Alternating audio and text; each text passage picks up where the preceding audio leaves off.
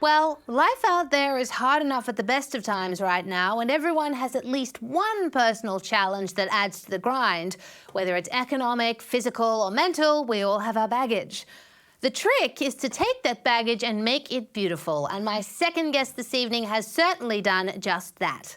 She's a comedian, a cultural commentator, and she lives with a condition called spina bifida, which is where the spinal cord doesn't develop correctly in utero. But she is a magnificent lady, and I am so pleased to present to you tonight the delightful, the fierce, that vivacious 4'6" bundle of dynamite herself, Lila Hart. Lila, it is so fantastic to have you here this evening. How are you? Thank you so much for having me. Wow, that was such a beautiful intro. That was so sweet how you introduced me. I'm so honored to be on your show tonight. No, I mean it. Like I was saying to you before we went to air, I've been longing to get you on for a while now, so I'm so pleased we could organize it. So I have to ask, growing up with spina bifida, I'd imagine that must have been very, very difficult for you. What was that journey like? Well, it took me a very long time to come to terms and to accept my disability. Like growing up, coming from a military background, my dad served in the Navy, and my mom is from the Philippines. My parents really never treated me like I was disabled. In fact, we never really used that word disabled. Okay, and it's very interesting how the world has changed very much now, and I love the fact that the world has evolved to be more accepting of disabilities. But when I was growing up, that was just not the case, so it took me a long time just to be okay with even identifying as disabled, even saying that I had spina bifida. And it's really through stand-up comedy which helped me have the courage and the confidence to speak about it. So is that what inspired you to go into comedy then? Like, wanting a way to express yourself and the journey that you were going through at the time?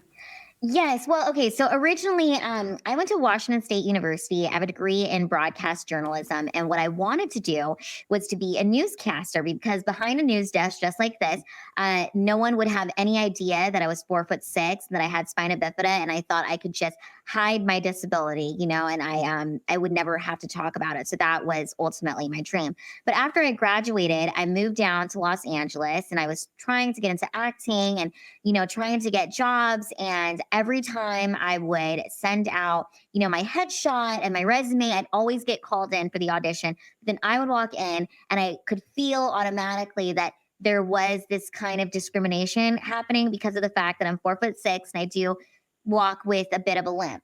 So I had an epiphany. It was February 10th, 2016, which is the day that I started stand up comedy. I had an epiphany in the shower, which is where, all the best ideas come from. And the thought was that no one was going to hire you, Lila, as a 4'6" love interest on a soap opera. But if you become a comedian, they will write in parts for you. And if you do stand up, so many doors will open for you. So I remember I got out of the shower and I got super dressed up. I wore this gold dress and I called up different comedy clubs until I found a place that was doing an open mic. And it was this place called Flappers in Burbank, California. And I remember I dressed up. I went to the open mic like 2 hours early. I got there so early. And before I left, I actually recorded myself on my laptop of like, doing some jokes. Okay. And I get to the comedy club and it's the first time I'm going on stage to do stand up. And I talk about my disability and I make jokes about it. And it was so freeing to speak up, to just go up there and address what this is.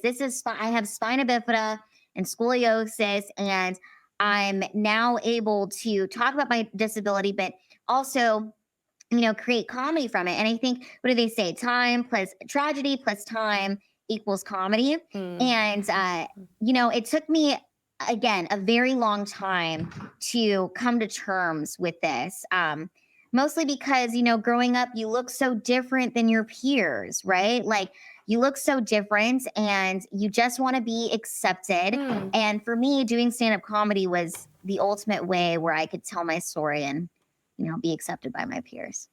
Yeah, I mean, I always think stand-up comedy, it's such a wonderful mode of self-expression. And I've interviewed a number of comedians on this show, one of which is, of course, our lovely mutual friend, Chrissy Meyer, who is just such a doll.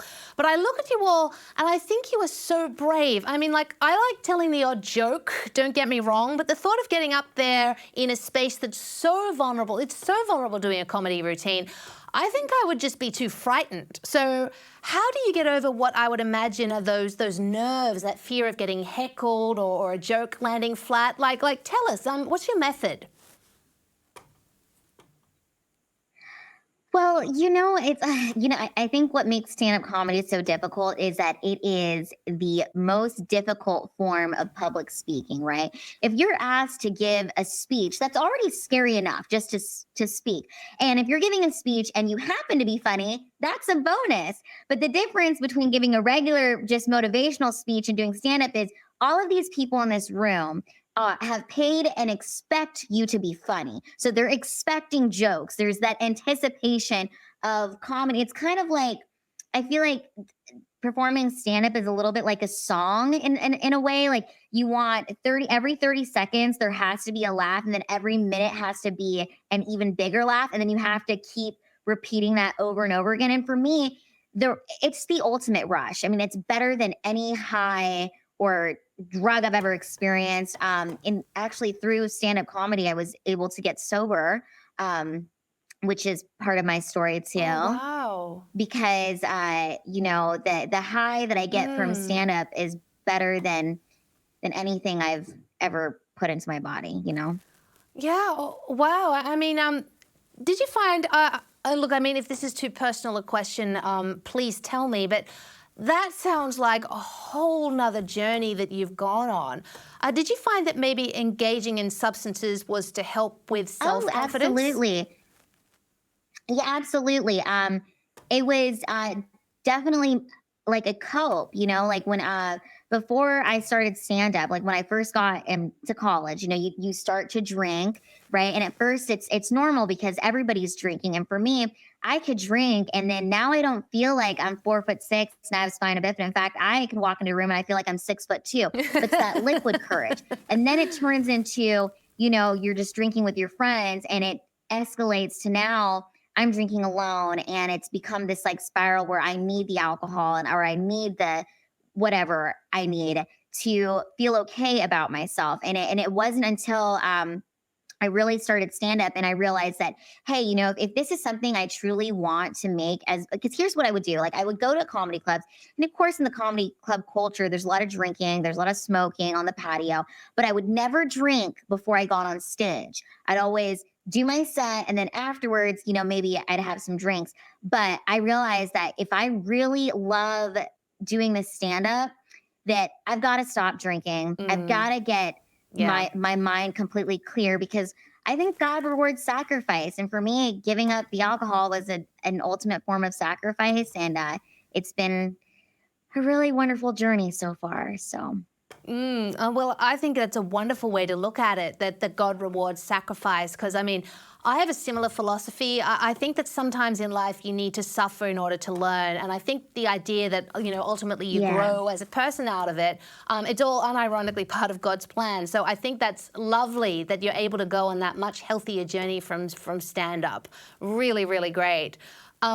And look, I've watched a couple of your stand-up routines online. I think you are exceptionally funny, and you really own yourself when you perform. That's what I love. You use your condition, your spina bifida, to create a unique comedy act. We've got a little clip of you performing, so let's take a quick look. Doing good. Anybody here on shrooms? Anybody else like shrooms? I like shrooms. Every time I do shrooms, they make me taller. So exciting. Anybody here smoke weed? Some weed smokers? Nice. Yeah, I used to smoke so much weed with my friends and family. They were concerned. They're like, damn, Lila, how high are you trying to get? I'm like, high enough to reach the cover. It's never high enough.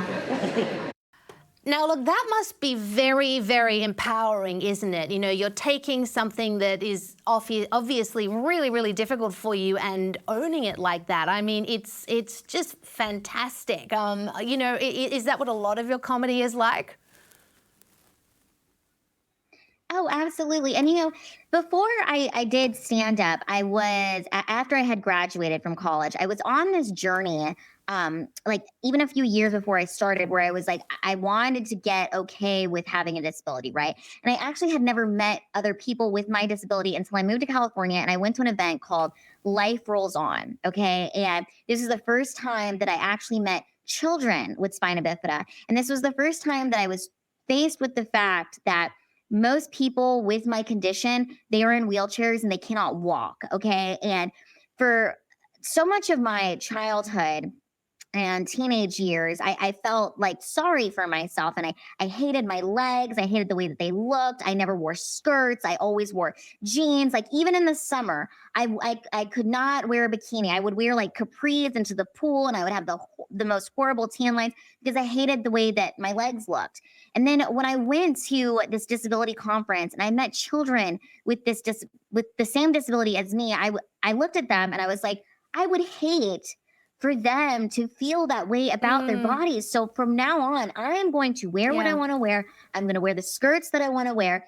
And I wanted to be kind of like a role model in a sense that, hey, we should just be grateful for this gift of life. And, Mm, you know, everybody has something, right? Like for me, it's my disability, and you can just see it. You can see it. For some people, they're struggling with some trauma, maybe that they've gone through, or some mental stuff that they're dealing with. And at the end of the day, we're all humans. We're all yeah. just trying to figure out this thing called life. And that's what I love about stand up so much is that I go on stage and I'm just sharing part of my story and the trauma that I've gone through, and I've turned it into the stand up. And, you know, everybody in the audience, we don't look the same, right? No, Everybody looks exactly. different, but we can relate to those feelings. And I think that's why comedy is so unique is that laughter, it's healing, it's connection, and you Mm. can relate to a comedian in the sense of how they explain a story and add that comedic punch. It's like it's a release. It's a release for everybody that's there. Yeah, I think you're exactly right, and I think that's such a great way of looking at it. And I certainly think you are a great role model for those kids, Lila.